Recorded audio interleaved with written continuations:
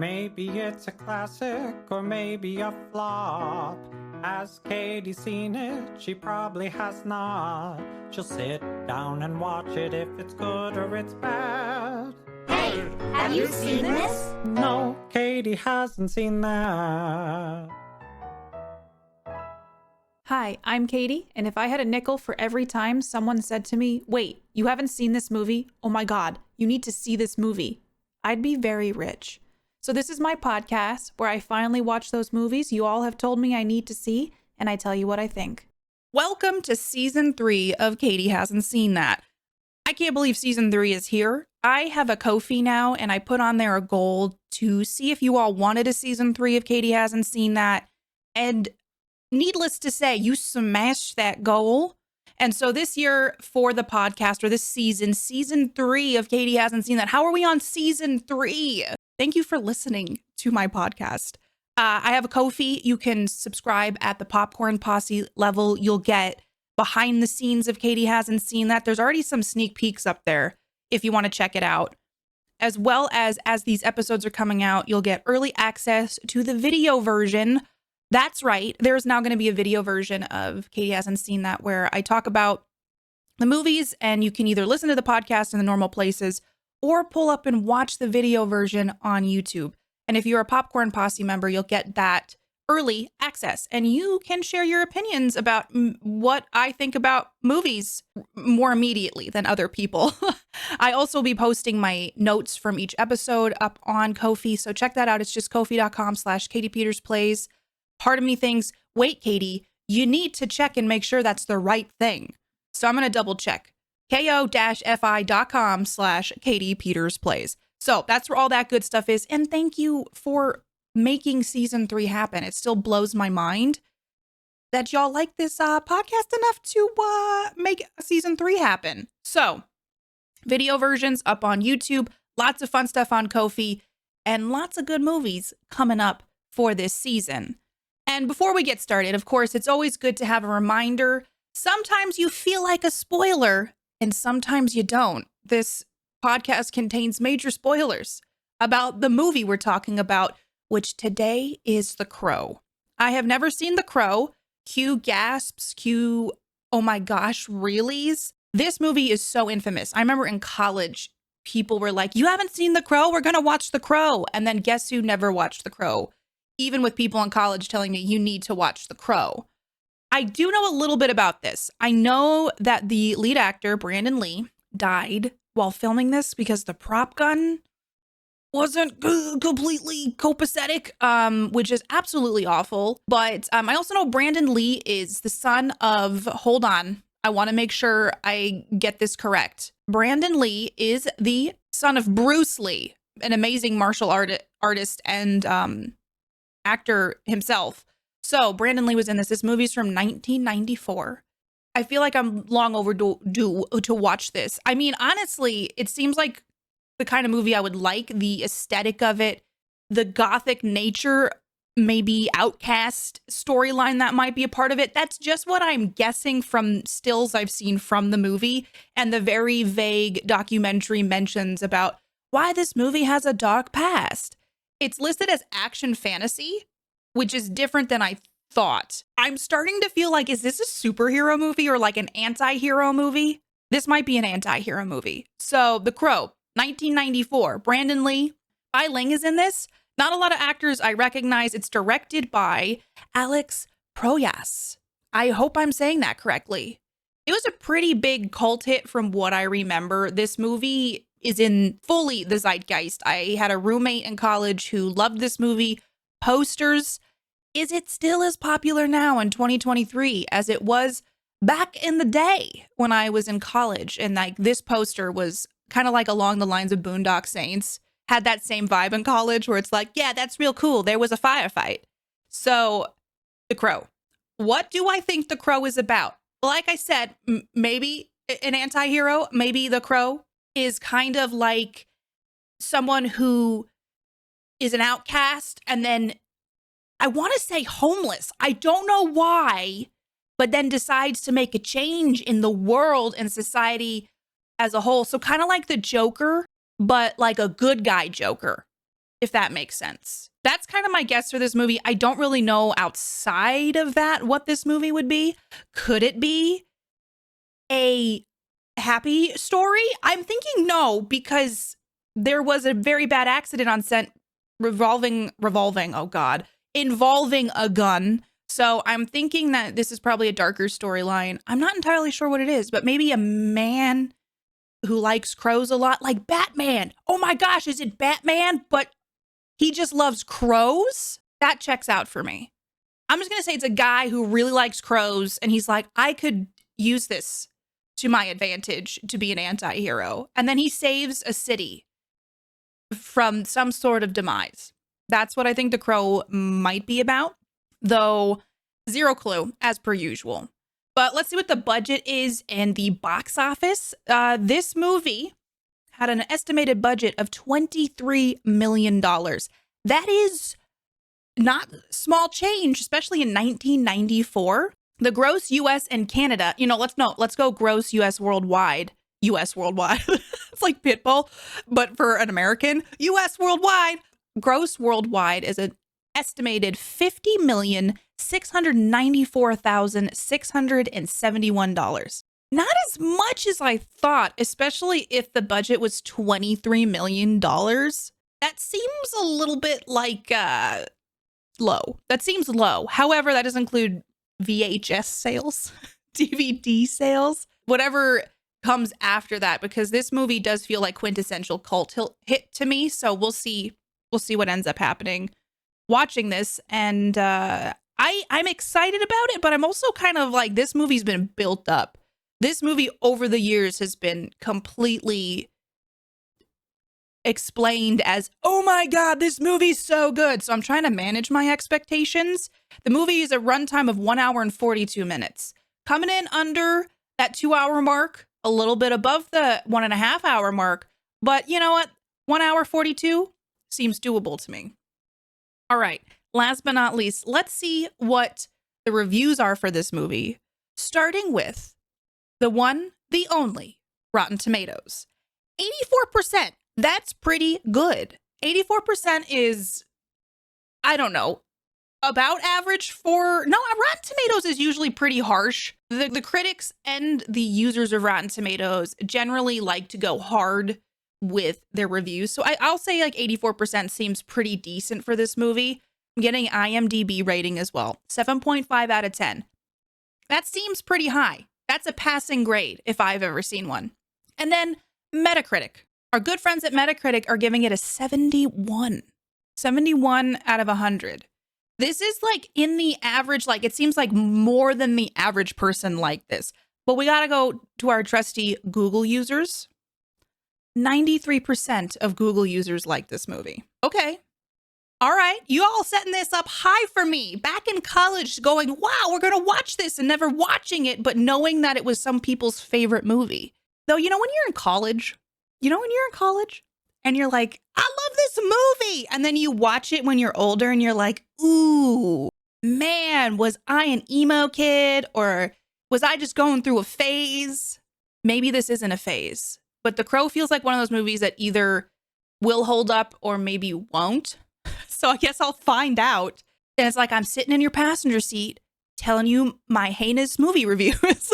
It just felt like it could be you and I getting together for coffee every other week, talking about movies and spending time together. So I hope you all enjoy this video version. If you're watching it, if you're listening to it, just imagine in your mind's eye that I'm on a video, right? I don't know. Just you can watch either or you can listen, but I hope you all enjoy this. Let me know if you like the video version. And without further ado, I'm going to go watch The Crow and let you all know what I think. I did it. I watched The Crow. I'm back and I'm ready to tell you all what I think about it. I did the intro, I set up shop, and I walked on I have a movable treadmill, and I didn't exercise because I downloaded a new video editing software. So I was messing around with that, and it was really hot yesterday. It was about 95 degrees Fahrenheit. So I was like, well, I don't really want to go outside on a walk. So I walked on my movable treadmill and I watched The Crow. And I'm now ready to share my thoughts with you about this movie. But first things first, I always do the kind of synopsis from Rotten Tomatoes because it just encapsulates the movie better than I ever could because I tend to just flourish stuff. I go on tangents. This is a concise way that I can be like, here, this is what the movie's about. So, The Crow. The night before his wedding, musician Eric Draven, played by Brandon Lee, and his fiancée are brutally murdered by members of a violent inner city gang. On the anniversary of their death, Eric rises from the grave and assumes the gothic mantle of the Crow, a supernatural avenger, tracking down the thugs responsible for the crimes and mercilessly murdering them. Eric eventually confronts head gangster Top Dollar to complete his macabre mission. Movie's rated R. I think I knew that going in, but during the first murdering, I was like, is this rated R? And I quickly realized this movie was rated R. Usually I look at that stuff in the first intro portion of the stream of the podcast, and I didn't this time because I'm a little rusty. Every time I start a new season, I'm always just like slightly rusty. I realize now, I'll get back into the swing of things, but I didn't think this movie was rated R until I started watching it, and I was like, ooh, this about be violent. The movie is so interesting. Just right out the get-go, the little girl is kind of doing a voiceover talking about this poetic way of death and life and all these things and love. And I did the thing when you start a movie or a new TV show where you're like, I don't know what's happening. I'm scared. Can someone, what? And I did that for a little bit, obviously, because we're meeting characters. There was an intense, I don't even know, it's not even like a break-in. When the thugs break into the apartment, like the fiance is getting attacked pretty brutally. And when Brandon Lee's character, Eric Draven, shows up, like he's getting attacked. This I should get out of the way first. So I know that Brandon Lee passed away during the making of this movie. And so after I finished watching, I was doing some Googling and I'm like, okay, which part of the movie did he, unfortunately get fatally shot? So I don't know the full ramifications of what happened, but they used a prop gun, and then like in a prior scene they used certain projectiles that look more real on film, and then they switched to this scene and something didn't get removed from the gun properly, so essentially what got launched out of the gun was like a remnant of a projectile that shot Brandon Lee in the stomach and killed him. And apparently he fell forward as opposed to what the script said where he was supposed to fall backward, and they thought he was acting until they realized he wasn't. And that the part that happens in is during the home invasion break-in with the gang. So it happened somewhere near the end of filming, I believe, but it's one of the first few sequences we see. Of course, that footage is not in the film, which is for the best, obviously. But they did a lot of body double work and putting his face digitally on body doubles or trying to finish the film. I guess his Brandon Lee's mother and fiance, he died. This was really sad. He died a week before wrapping The Crow, or when he was supposed to wrap The Crow, and then he was going to get married like within that next week. So I can't imagine the like grief that the family must have felt, obviously, and I can't imagine what it would be like to be on a movie set where this happened. Also, with all of these things that happened on the set, I believe it was a catalyst for making sure gun safety on sets was a priority, which is really interesting because if you've kept track of any tabloid headlines, all the stuff with Alec Baldwin on the Rust set, which I don't know much about, but someone who worked on that movie set had a prop gun aimed at them and it was shot at them and it killed them. So this is just interesting to see how important it is and how much of a priority it is to make sure film sets are safe when using prop guns. I never knew that prop guns could have that kind of power behind it. I always just assumed that, I don't know, movie magic. I didn't know that there was actual danger revolving around using prop guns. So that was something I learned. But I just found out, okay, I'm like, what point in the filming process did he pass away? And it was towards the end of filming, but that with the blessing of his family and his fiance, they continued to film it and they used a body double to do some of the shots. And if you look into it, it's really interesting to see how they just kind of use shadows, or they do certain angles so you don't see his face, or just ways they manipulated the scenes to make sure that the body double didn't reveal that it wasn't actually Brandon Lee. However, very sad. That's just like a side tangent, but that's a little bit more about what happened on the set of The Crow, which is pretty monumental. I feel like it's very much something like you've probably heard the story about this movie, because like that stuff doesn't happen that frequently. And I do wonder why the movie got traction. Was it because that kind of created a buzz around it? I'm not entirely sure. I'd have to look into it. Also, the actor who ended up pulling the trigger that was that fatal shot for Brandon Lee, apparently he quit acting for like a year, or took a respite for about a year before he went back to acting, and then decided he would never watch The Crow. And I think up until his death, he never watched The Crow. And I believe that person passed away. I think his name was Michael Massey. Let me just double check. I have all the cast and crew pulled up somewhere around here. Yes, Michael Massey, who played Fun Boy, was the actor who pulled the trigger, and unfortunately was the one who injured Brandon Lee. Obviously didn't intend to, but he had said in an interview that it had lived with him for so long he'd still have nightmares about it. He unfortunately passed away pretty young, I believe, from like stomach cancer. So just a lot of sadness wrapped around that. But I think I went into this movie because I had some knowledge about what happened on set, kind of like a little more soberness going into it. You know, I knew it wasn't like it's going to be a fun adventure. However, I don't think I was totally wrong in my intro. Kind of an anti-hero with that, like, what I wrote down is it was like Tim Burton light. It felt very much like a grunge movie. Like there were, like it came out in 1994 in the era when like grunge was big, Nirvana, Pearl Jam, all those things. It felt like a product of its time. It had that, just like if there was a grunge music video made into a film that Tim Burton dabbled in, it felt like The Crow would fit that. One of the things I realized is Ernie Hudson is in this, and Ernie Hudson's great. Ernie Hudson's been in like Ghostbusters and a bunch of other things, and I thought he plays the cop in this, and I thought he did a fantastic job. I think his name is Sergeant Albrecht. I did a bad job remembering the names of the actors or of the characters in the film. There was just a lot of nicknames. Some people's names were never mentioned, and I had to look them up after. I was like, who was that? A lot of recognizable faces, though, as I dove in. I realized Michael Wincott was in this, who played Top Dollar. Had beautiful, luscious, long hair. Also, Bai Ling was in it. Micah. That was one thing I forgot to look up. At some point in the film, Bai Ling's character and Top Dollar, so Micah and Top Dollar are allegedly brother and sister. I'm going to have to sit down later and look up if that's true, because they make a comment about, this is my sister, don't you see the resemblance? And I think it may have been a facetious joke, but my comment I wrote down specifically is, are the bad guys really brother and sister? Nauseous emoji, barf emoji. So I had feelings. Let's just get into this. The models, it looks like they filmed with models or miniatures, and I could tell. However, I don't hate it. And there were some like awful fire special effects in this that looked very transposed onto things.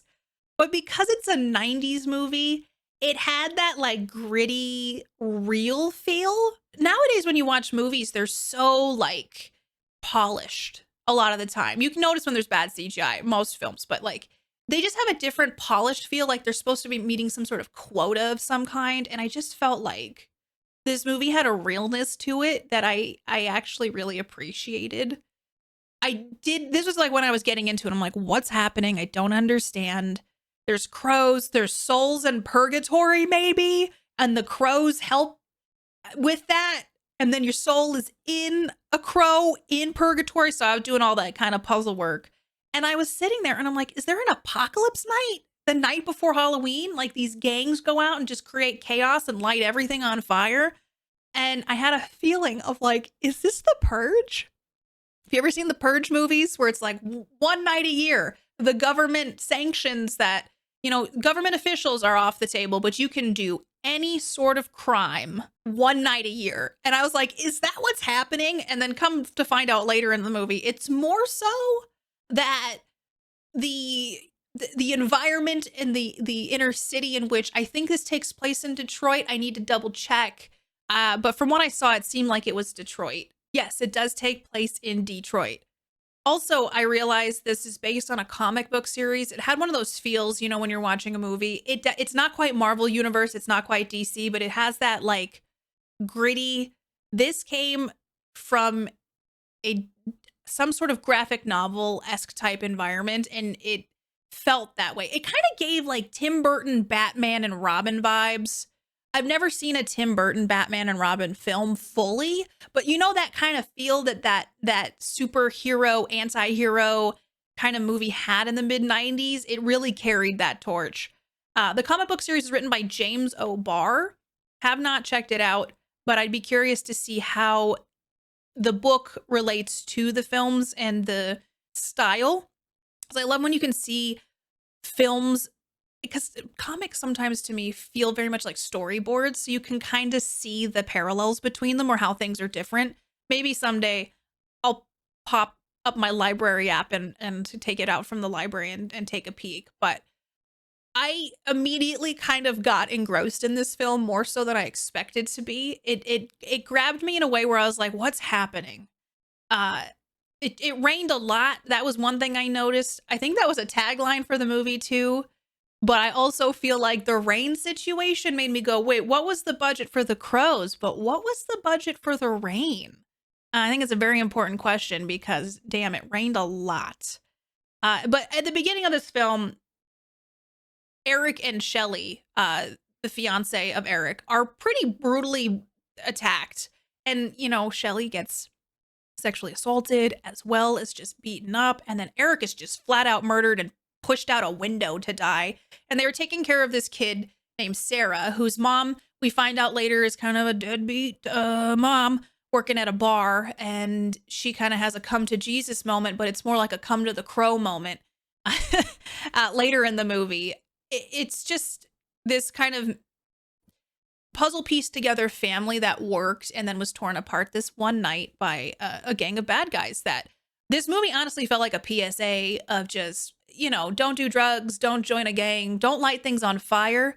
But apparently the night before Halloween, everybody just lights things on fire and causes chaos. So it's like a mini purge. And I gotta say, I don't think anyone should participate. They need better law enforcement and or a curfew. It just, let me say, I don't think I want to be out on the night before Halloween if this is what's going on. There is a moment after Eric is awoken from the grave and he claws himself out, and there's just a crow going the whole time and clawing his way out of his grave. And it's like the moments of like, why is he alive?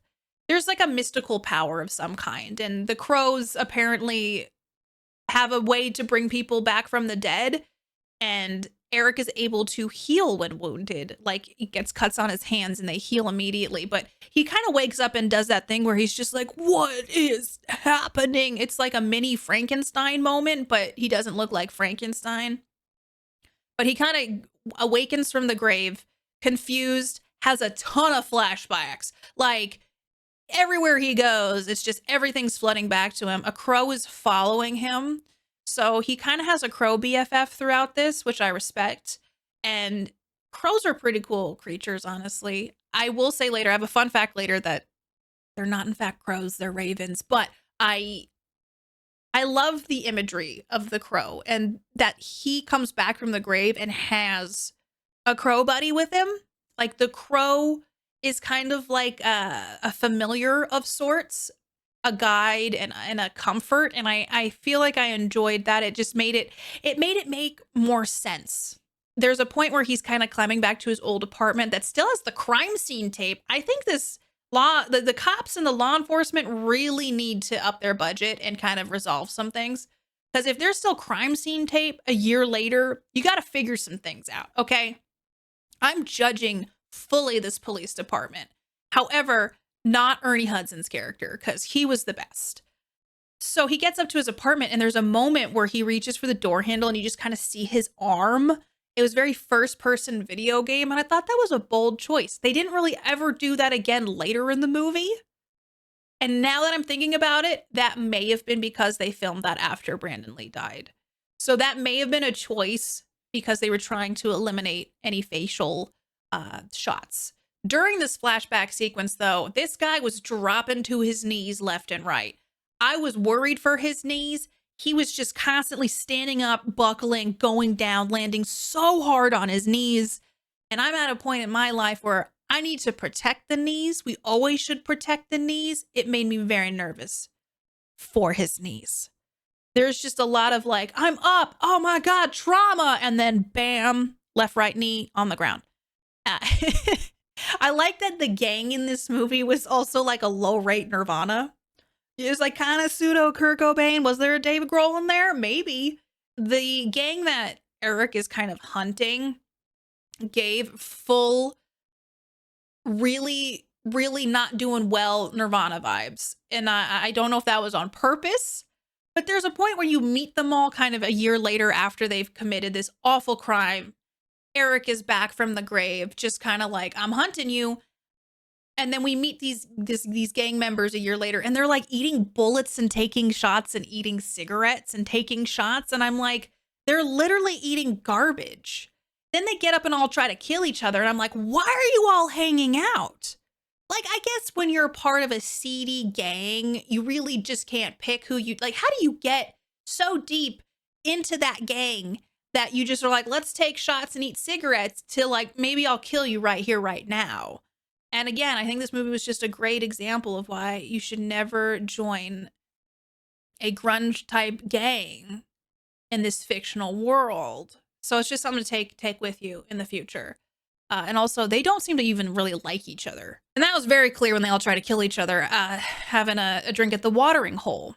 And then they cut back to Eric, and he's kind of back in the apartment, and he's like doing flips and things. And I'm like, oh, he's doing grief gymnastics. So he's getting all these like flashbacks. I'm like, oh, he's just like grieving, but his way of grieving is with some like finesse and a little bit of like maybe double pole work. Is that what they're called? Uneven bars. Double pole work. You knew what I meant. But he was doing grief gymnastics, probably mentally and physically. And then we realized that he literally, the makeup was a choice. Like he sits down at a broken vanity and he's like, yeah, time to do the clown makeup. And it was a choice. But I respect it. Because, I mean, when you come back from the dead, do you really give any cares at that point? You're like, I don't care how I'm being perceived. I'm putting the clown makeup on. I love that The Cure was playing in the background.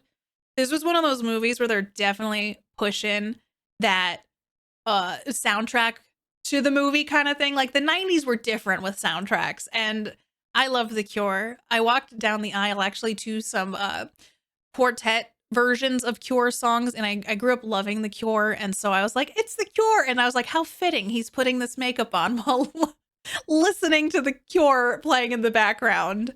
He was, I will say, he was kind of a revenge zombie Joker. So I was kind of right in my intro about what this would be. He was kind of an anti-hero, and he also had the Joker vibe, which was totally an accident for me kind of guessing that. But I also found a fun fact later to share that applies to that as well. So he's not a crow, but he has a crow buddy. And honestly, I kind of like that more than if he had the ability to turn into a crow, which is what I thought he would do.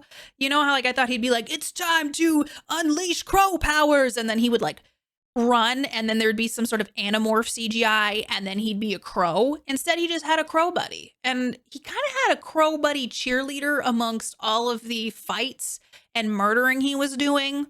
So, you know, he's fighting Tintin, doing his thing, and then the crow was just like, rah, rah! And I was like, he's got a cheerleader too built in. So this is really kind of the best of both worlds.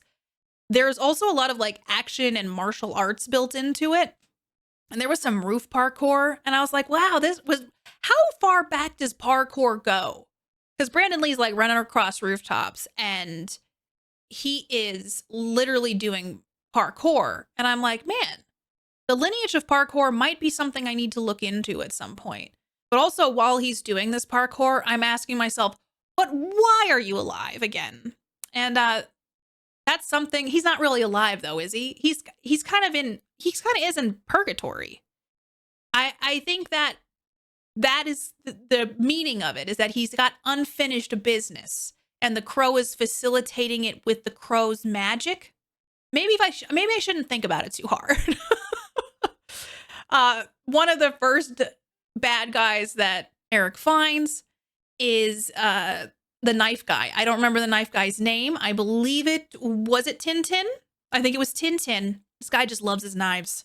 So that was another thing about the beginning. In the shot where Eric enters the apartment during the flashback, the shot or the place in which the actor Brandon Lee passed away, they switched it from a gun again to knives. So in the beginning, there isn't even a gunshot at Eric. It's they use knives. So Tintin throws a knife in that scene, I believe. And then, so Tintin's the first person he finds in an alleyway, and they have an epic fight. And Tintin's got some cockiness that I wish I had.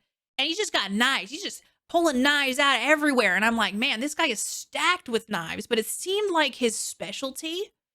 And, you know, he got killed by his knives. Eric won, you know. And then when the cops find him, he had like 7 or 9 knives stuck in him.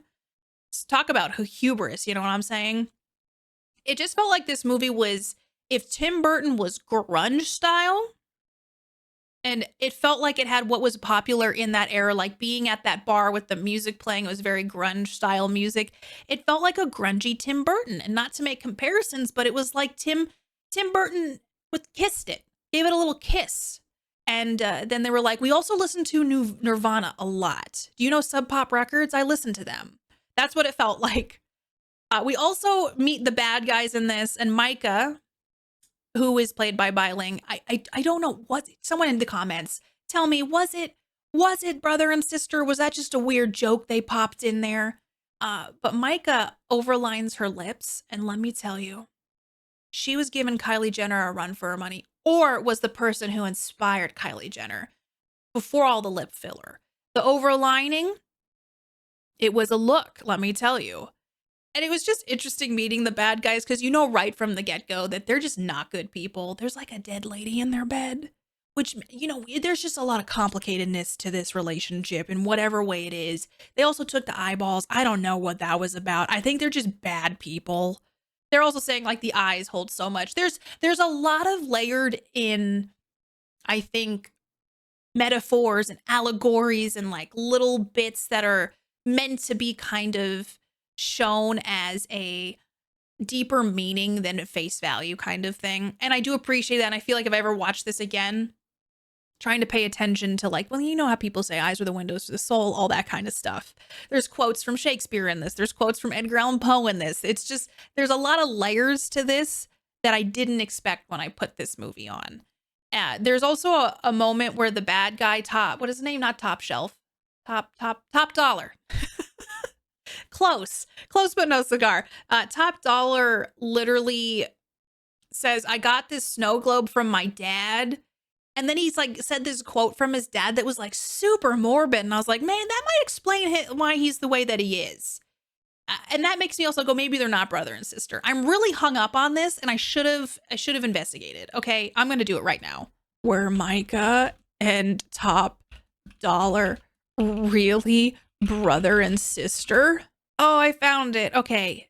With Top Dollar and Micah's relationship, nothing about it is typical. In fact, it is downright inappropriate. In The Crow, it is revealed these characters are half-siblings.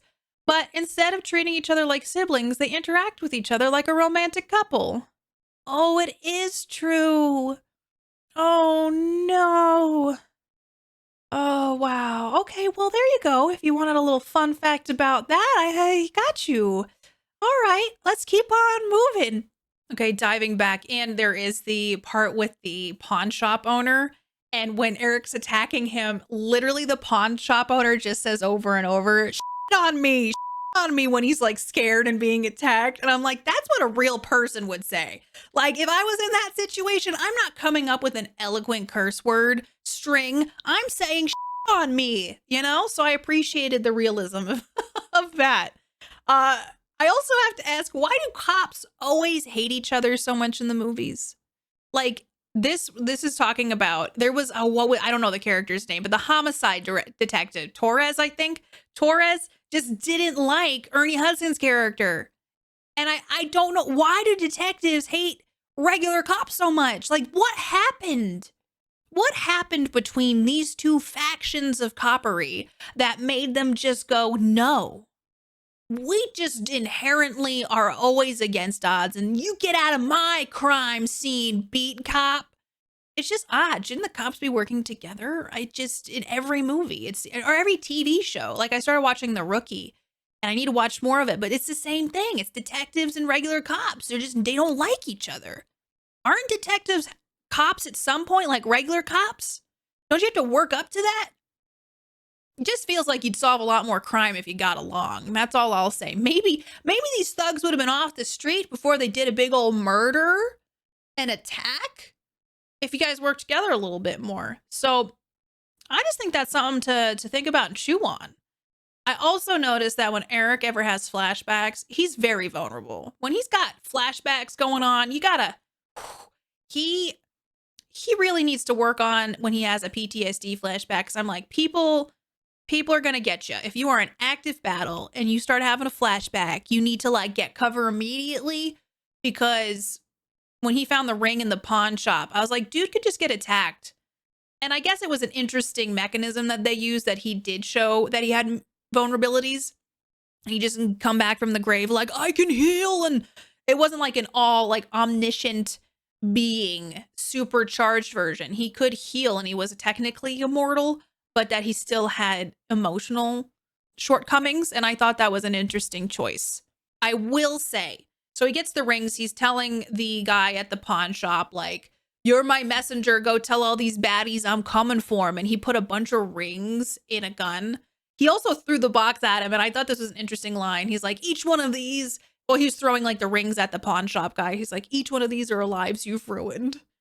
And I'm like, well, that's a lot to put on him. I mean, he bought them, but like, it wasn't it the other people? He puts rings in the gun, and then he's going to leave, and the pawn shop guy says something, and he doesn't like it, so he aims the gun and shoots it. There's a cool shot where like the rings fly out of the gun, and I just liked that, I guess. I'm just sharing I liked that shot. That whole sequence was very interesting. I thought the acting overall was decent in this movie. Mark said he actually really liked Brandon Lee's voice a couple times, because he was playing a video game and I was watching the movie, and I was like, he does have a nice voice. Brandon Lee had a very nice cadence, and it's kind of sad that he didn't get a chance to do more. I thought the acting overall was pretty good. I really liked Ernie Hudson's character, and I thought he did an amazing job. He had a line at one point when he says to Eric, are you a mime from hell? Or he said, Eric escapes and he goes, are you mime from hell? And that stuck with me for some reason. The movie in general felt very surreal. It felt like it had a lot of moments of just intrigue and stuff that was very fantastical. I know this movie was like, I think marketed as a fantasy action or something along those lines. And I feel like it felt fantastical, but in a real way. It didn't feel forced. Like I had said, if he could turn into a crow or whatever that would have been, it felt plausible. And I kind of liked Eric. I kind of got why people enjoyed Eric. I also enjoyed that he had a relationship with Sarah, and that he still somehow was saving her in this afterlife version of himself too. And I thought that was kind of sweet, and that he was saving her in more than one way by like waking up her mom, because her mom was sleeping with the guy, one of the guys who committed the crime, and they were doing drugs. And obviously the crow shows up, the bad boy Eric, and takes care of this other awful person, and then spares the mom, because his goal was always just to take out these 4 people, not more than that. That I think was pretty clear. And then kind of, I think, removed the drugs from the mom's arm and said, you know, the word mother to a child is like God or something along those lines, and tried to show her a different perspective of like, yeah, you need to be there for your kid, and your kid is waiting for you out on the streets. And I just noticed that Eric has an interesting way of killing people. He likes just sticking things in people in the first 2 murders before, you know, a lot of like blowing things up later, and a lot of firefights. There's definitely a lot of action in this. And Eric visits the cop at one point. The cop is at home in his underwear with his hat on. And I was like, but I wrote a note, but I was like, but the cop still has a hat on. And then the movie said, you still have your hat on. And I was like, oh my God, this movie has awareness. And I actually really liked it. I like that a lot of the times when I see something in a movie and it's never addressed, it really bothers me. And in this movie, there was things I saw that were like, that's a weird choice, but it was addressed. And I think that's really, really cool. And there was a moment where he like touches the head of the cop and he has this like really intense flashback. And I wrote, it might have been better if it was a little faster or longer. And in my head later on, I realized that it was better that it was shorter. It was a catalyst for a moment where he fights. I keep wanting to call him Top Shelf, Top Dollar later on the roof of the church. And he kind of uses this memory he has of the 30 hours of pain that his fiance went through because the cop stayed with her, Shelly, while she was going through that. And he uses that memory and that pain to kind of incapacitate Top Dollar before pushing him off the church. And at first I was like, this is a little bit goofy and awkward. And then I like that it came back later and it wasn't just a plot point to have like, oh, look, another mystical thing. It was like an actual Chekhov's gun kind of situation. And I thought they did a good job utilizing that. There were moments the acting was good. And there were moments the acting was a little awkward, kind of like when he first got this memory in the cop's apartment. Also, the cop being completely cool, like, you're dead, but like, I'm okay with it, was interesting. This cop was a ride or die, though, and I respect that. Like, all the way to the end, Sergeant Albrecht, you're good in my book. I really did like that. I feel like the way this movie all wrapped up and all the characters intertwining kind of worked.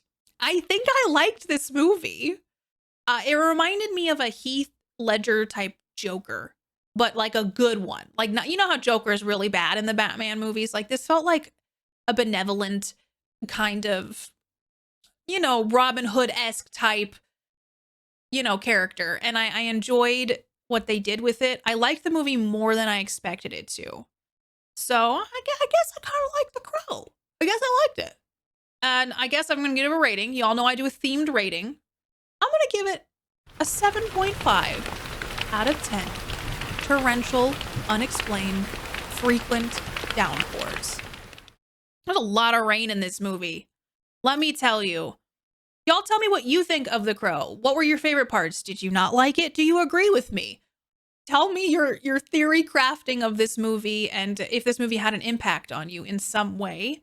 I always like to share some trivia with you. We started doing this in season 2 and I really like doing this now. So I picked out a couple good trivia moments to share. So first up, in his Blu-ray commentary, the director said that Brandon Lee was unhappy with the way his face paint looked when the makeup department applied it to him before shooting. So Lee and the director agreed that it would look best if Lee applied his own makeup every night before going to bed, and then when he woke up, his face paint would naturally look more worn. I love that little detail. I did notice in certain shots, I'm like, his makeup definitely got touched up in between takes, but I appreciate this little momentary, like this little detail that they concocted with filming. Another one I found was the production didn't have the money or the space to shoot a car chase sequence, so they did it with miniatures instead. And I feel like I gotta look into that, because if they did that whole, like a lot of this car chase stuff with miniatures, that was really impressive. And I kind of want to rewatch that scene to see how that came out. And I didn't even notice that it wasn't real cars. Also, even though the movie is based on a comic, none of the birds used in the film were actually crows. All of them were in fact ravens, which are much larger than crows and have a longer, more impressive beak. All right, I respect it. Ravens and crows are both very cool. We have magpies where I live, and they are what some might call troublesome, but they're plotting all the time. Ravens, crows, magpies, all of that same kind of bird family. They're so smart. And if you watch any documentaries about them, if you learn anything about them, they're going to take over the world someday. And maybe the crow will actually become a thing in the future. Like, I wouldn't be surprised if like we find out in the news, like there's crows everywhere. And then like people are coming back from the dead. And I'll be like, yeah, this was coming. Crows are very smart. So yeah. They used ravens and not crows, which I don't know if it was just an aesthetic choice, but that was an interesting fact to me.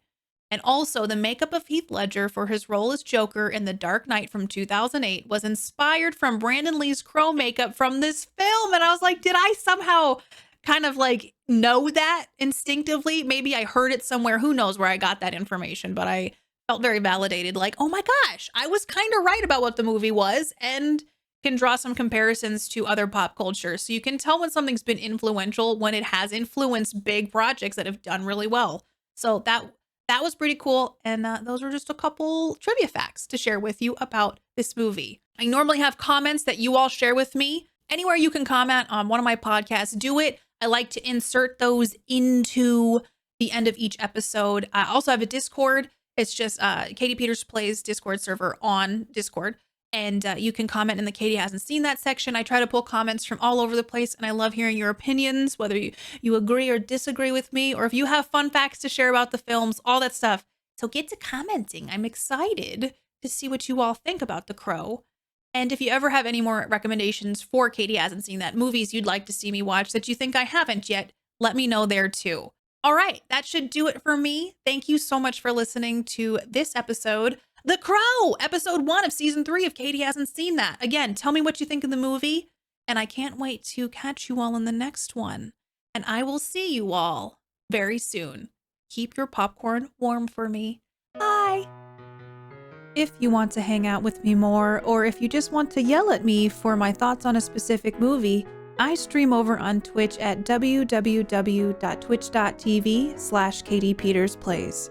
If you'd like to support the podcast and buy me a coffee to fuel my reviews, you can over on Ko-fi at www.ko-fi.com/KatiePetersPlays. You can join my Discord to discuss the movies I review with other Katie Hasn't Seen That fans by visiting discordapp.com/invite/KatiePetersPlays. If you enjoy Katie Hasn't Seen That, please leave a 5-star rating and review wherever you listen to your podcasts. It helps others find the show. Also, feel free to follow and chat with me on Twitter at PlayKatiePlay and on Instagram and YouTube at KatiePetersPlays. Music written and performed by Mark Can Do It. Katie Hasn't Seen That is a part of the Geek Generation Network.